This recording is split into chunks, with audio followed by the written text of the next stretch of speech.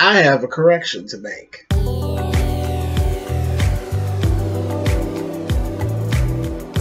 I'm like, come on through, Cookie. I'm going up on my soapbox. That's basically it. Let's talk about drag in all its forms.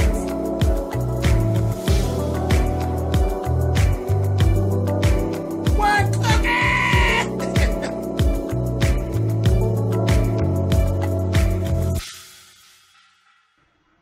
Hey guys, thanks so much for clicking on the video. This is my review for She's Gotta Have It. This is season 1, episode 3. But before we go into it, I have a correction that I have to make. I dished you all some ill tea. Some ill tea. Now, blame it on my age. Don't blame it on my heart. I didn't dish the ill tea on purpose. Now, I said in the very first episode review that Teresa Randall, that the actress playing Nola Darling reminded me of Teresa Randall, and she does. But Teresa Randall didn't actually play Nola Darling in the original film, She's Gotta Have It. That was Tracy Camilla Johns. Now, like I said, blame it on time. That was 1986. Okay, when I watched that movie. That came out in 86.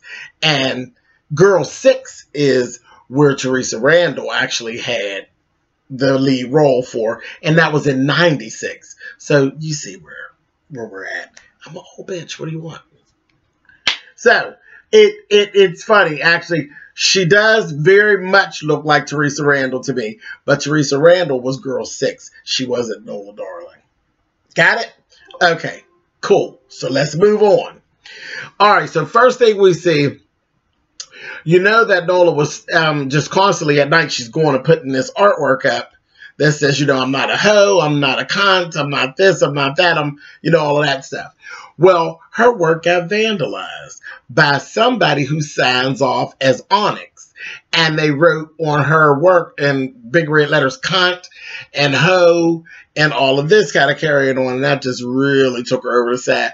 So with that, the stuff that happened in the attack and all that, she definitely took Clorinda up on her offer and went to see Dr. Jameson, which is being played by the singing ass Heather Headley. Okay? So she goes and sees her. She really talks to her, gets into her, you know, right away. They're talking and it's getting really deep. She tells you need to go and do something for you. You know, just go do something you want to do. Go buy yourself something or something. So, like I said, Clorinda had actually, she's doing this big art show, and she invited Nola to be part of our show. So she's like, okay, cool. So the two of them end up going down to this little boutique, and she's trying on these little clothes. Cute little black velvet dress, a simple black velvet dress. Costs over $500.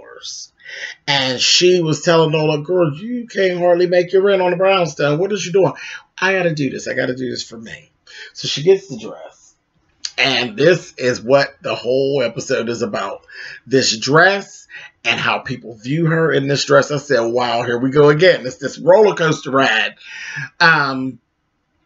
of how people are viewing her in this dress. And I said, now I'm sick of you in this dress now. Yes, you paid $500 for it. But if I see your ass in this dress one more time, Nola, I'm going to have to read you now. She went out on a date with Jamie in the dress. Went to a real nice restaurant, real upscale. Jamie is very insecure, is what we actually know.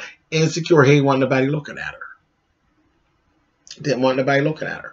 And basically kind of came back around to the, you know, you have to expect this treatment. Expect me to be on edge when you're dressed like this kind of thing. So it pissed her off. And she gave him to get up out of my face before I knock shit out of you kind of thing. So he got no coochie in this episode. Then with Mars took her out to a, like a reggaeton concert. They was jamming in there too. And she had the dress, she put the same dress on, but she put it on with this blue jean jacket. Perfect. It was like a deconstructed denim jacket.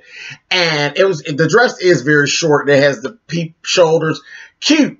And she had on some tennis shoes with it. And it just worked. I told y'all, Mars is the dude. It just, she looks so cute and so comfortable in this $500 dress with a pair of Nike shoes on. But for whatever reason, it was cute and it just worked. But they went on their date, went to the concert, and got into a fight because some guy was being disrespectful. So Mars and the guy got into it. And Mars made another comment like, well, you know, the dress has got what got it all started, you know. You almost got that guy's ass whooped with that dress. She got pissed off with Mars. But again, she couldn't just send him away because he's goofy. She couldn't send him away. He was like, really? Sorry, you know, whatever. Then she goes over to see Greer. This time, same dress, but she puts on this cute little leather biker jacket. Cute again. Very edgy. And it just goes to show you what all you can do with a little black dress if you know how to style yourself. Had on a cute boot and all of that. Flawless. It was cool.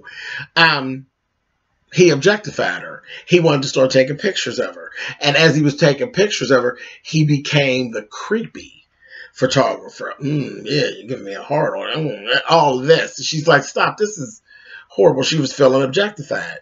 So again, getting to see how the different men, you know, take on to you. And that whole thing can actually really, I was looking at it and I'm watching, I'm saying, yeah, this can really work into how with rape cases and stuff like that, how the victim shaming actually takes place. That's what I actually got out of the episode. You guys tell me what y'all got out of it.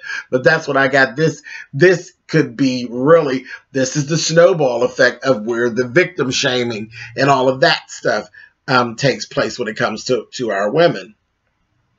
And you shouldn't be treated differently because of what you're wearing, but it is what it is. This is the things that happen. And then there was an older woman that actually seen her, and the older woman complimented her baby and gave her flowers and told her, you know, the dress ain't wearing you, you wearing the dress.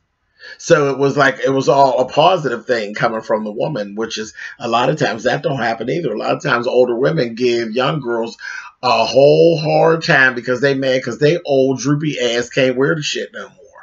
But I kind of like that. I was like, all right, Miss Ruby, honey. So that was basically what went on in this episode. And we also got to see Shemeka ended up getting the money for the butt injection from her boss.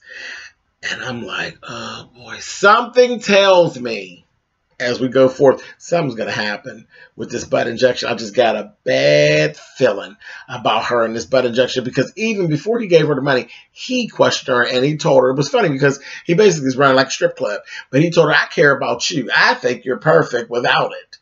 You know, but whatever, you got to do what you got to do. And he gave her the money. But I'm just like, hold my breath because I just have a bad feeling about her and this surgery because he even asked her, did she study? Oh, yeah, I've been on the internet, this, that, the other. She just wants it. And that's generally when things go bad, when you just want what you want, regardless of what you need. You just want what you want. Sometimes what you want ain't what you need, I'm telling you. But we'll keep watching.